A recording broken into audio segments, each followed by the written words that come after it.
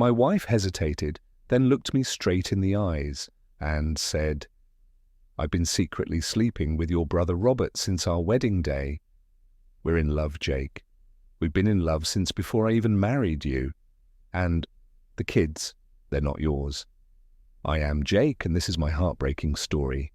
Before start, please subscribe my channel for more interesting stories.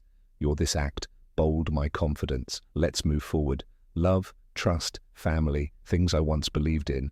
But that night, as we lay in bed after celebrating our 12th wedding anniversary, I realized that everything I had built was a lie. The dinner had been perfect.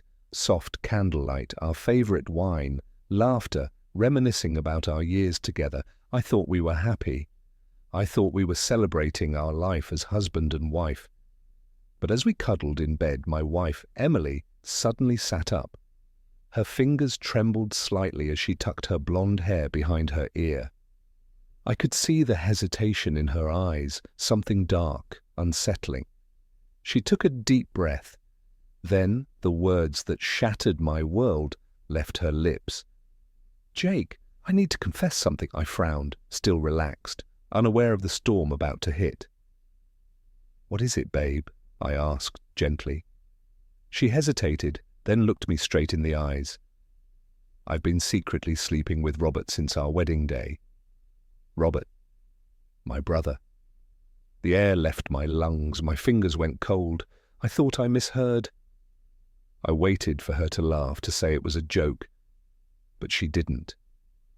Instead, she kept talking, her voice steady, like she had practiced this confession 100 times. "We're in love, Jake. We've been in love since before I even married you.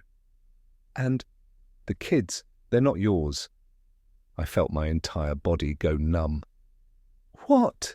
I whispered. She swallowed hard. "Both of them, they're Robert's." I could hear my own heartbeat pounding in my ears. "Emily, what the hell are you saying?" She sighed, as if this was some small inconvenience. "Jake, we thought about this a lot. We want to raise them together as a family. And we thought maybe you'd want to stay in their lives as their uncle." Uncle. The word hit me like a truck. 12 years of marriage. I had loved her, cared for her, raised those kids as my own. And now she was throwing it all in my face. I should have screamed. I should have broken down. But instead, I did something that terrified her more than anger ever could. I smiled. I slowly reached for my phone, keeping my eyes locked on hers. She watched me, confusion flickering in her expression. I dialed a number and put the phone to my ear.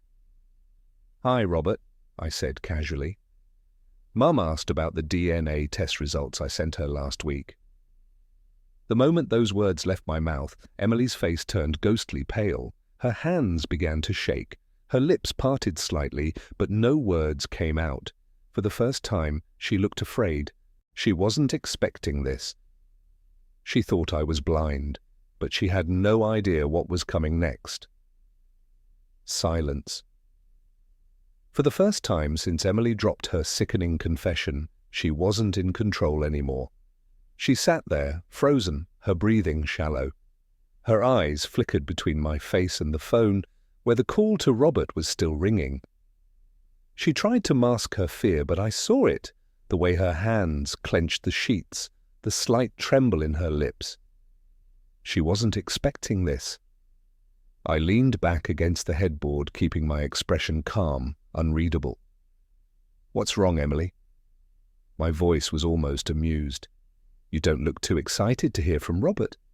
She swallowed hard. "Jake, what DNA test?" Her voice had lost its confidence. It wasn't mocking anymore. It was shaky, desperate. I ignored her. The phone rang once, twice, then click. "Jake, what's up, man?" Robert's voice came through the speaker. I smiled, keeping my tone light. "Hey, Robert, just checking in. Mum was asking about those DNA test results I sent her last week. Any update on that?" Silence. And then Robert sucked in a sharp breath. DNA test? He repeated, his voice suddenly tense. Emily's head snapped toward me, her face twisting in horror. Jake! What did you do? I turned to her, tilting my head slightly. You mean what I've known for weeks? Her skin lost all color. Robert cursed under his breath. For the first time in 12 years, I watched my wife, my cheating, lying wife, fall apart in front of me. She wasn't in control anymore. I was. She grabbed my arm, her fingers digging into my skin. Jake, please, tell me you're joking. I yanked my arm away. Oh, now you want the truth? Robert's voice was getting panicked. Jake, listen, man, let's talk about this. Just us. No need to get Mum involved. I let out a low chuckle. Oh no, little brother, we're way past that. I could hear Robert's breathing speed up. Emily was shaking, they were panicking, and I wasn't done yet. I tapped the phone screen, switching it to speaker mode. Why don't you both explain yourselves, since we're all family, right? Emily let out a choked sob. Jake, don't do this. Robert was silent.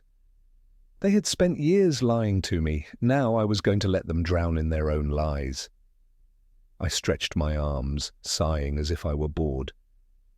So, tell me, Emily, were you planning to wait until I paid for another vacation? Maybe let me raise a third one of Robert's kids?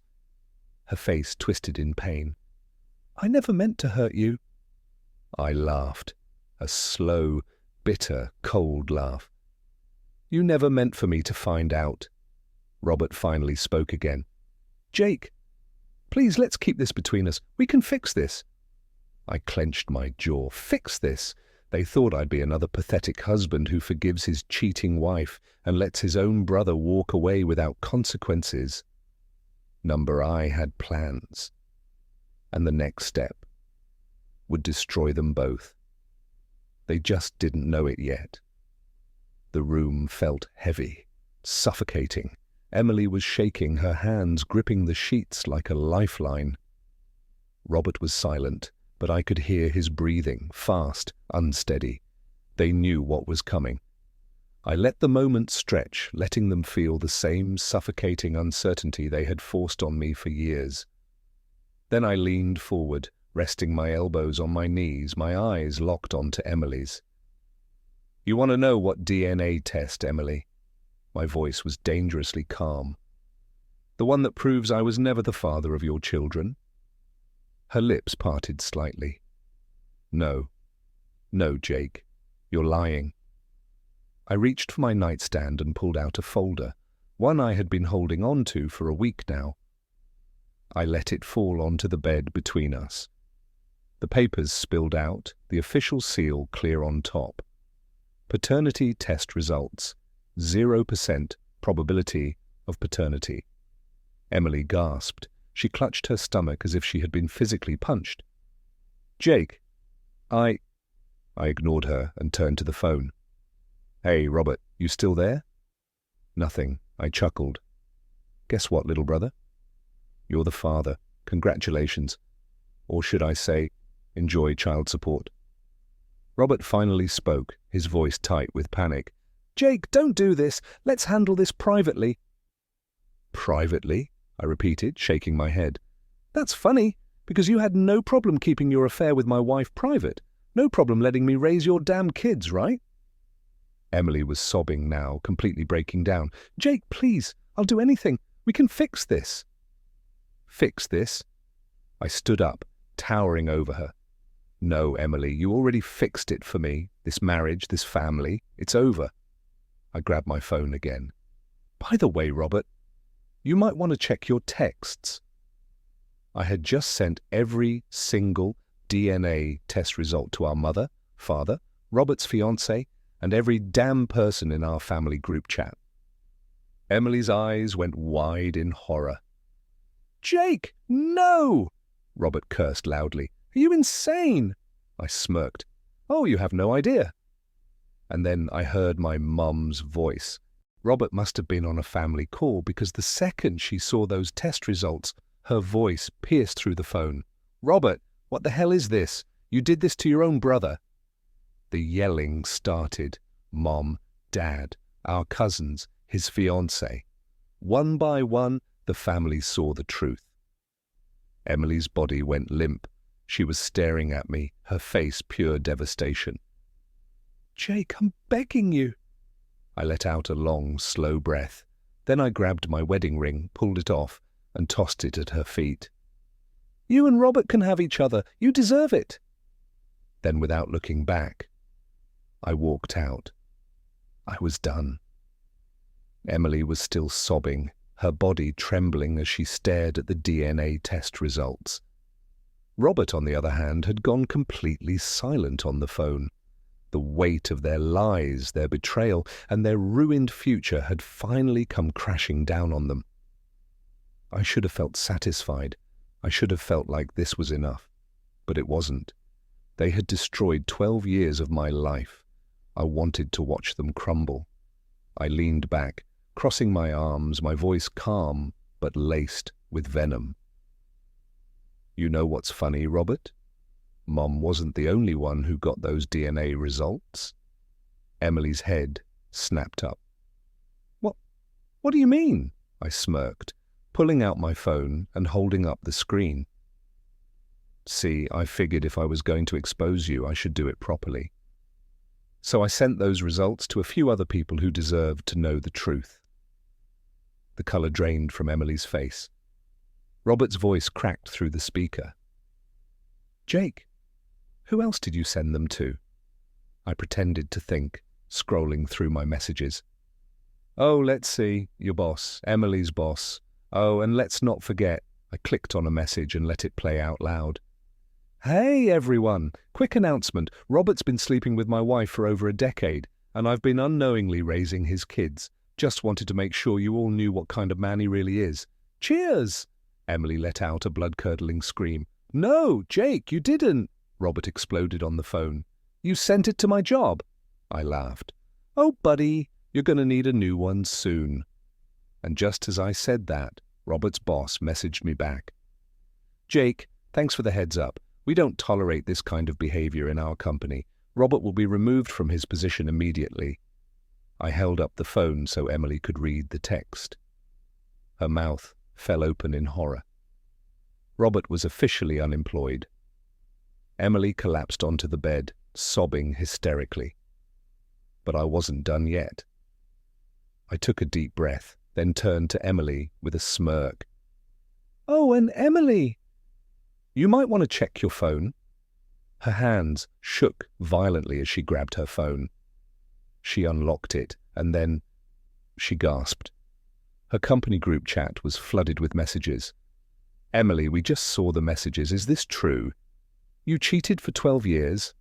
This is disgusting. I can't believe I respected you. HR is requesting a meeting tomorrow morning." Emily screamed. "No! No! No! No!" She turned to me, her eyes wild. "Jake, you just ruined me." I raised an eyebrow. "Oh, I ruined you? You mean like how you ruined my life?" She collapsed, her entire world falling apart. And then there was a knock on the door. Emily's head snapped up. Robert was still shouting on the phone, completely losing it. I smirked. I should get that. I walked toward the door and opened it, and there stood Robert's fiancée. She was holding her engagement ring in her hand. Her eyes were red, but her voice was calm. "Is it true?" she asked. I simply stepped aside and let her see Emily's face, tear-streaked, horrified, exposed. Her hands clenched into fists. Then she threw the ring at the floor and walked away. Robert's future was officially destroyed. I turned back to Emily, who looked completely shattered. She wasn't crying anymore. She was just staring at the wreckage of her life. And I had just set fire to everything she cared about. The room was silent. Emily sat on the bed, her face pale, lifeless, broken. The once proud woman who had smirked at me just moments ago, thinking she had everything under control, was now staring at the ruins of her life. Robert's fiancée was gone. His career destroyed, his reputation shattered. And Emily? She had nothing left. I should have felt a sense of triumph. I had planned this revenge carefully, piece by piece, until everything had come crashing down on them. But standing there, watching her shake uncontrollably, I felt nothing. No joy, no regret, no anger, just freedom. I reached into my pocket and pulled out my wedding ring. I stared at it for a second, this small, meaningless circle of metal that once symbolized everything I thought we had. Then I walked up to Emily.